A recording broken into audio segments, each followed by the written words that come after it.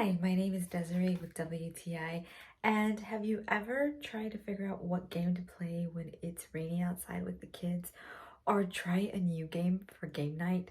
You have to try this one, Pugs Fart 2.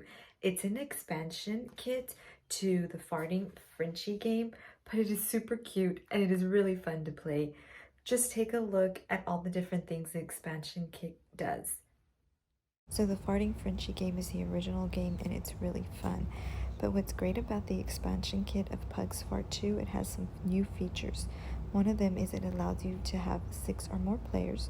You've got your pug cards there, and you've got your stinky cards, and you got your smell good cards. But of course the action cards, which include a new one, gas mask, which is really fun to be added to the expansion kit. I love that you don't even have to have the original game to play with the expansion kit. You can just play with this one. And what you would do is you would grab 4 cards. My deck is going to consist of 2 actions.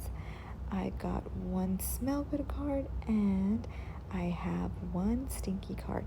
So this is what I was dealt with to play against my opponent. And take a look at my opponent, checking what stinky card she's going to use against me.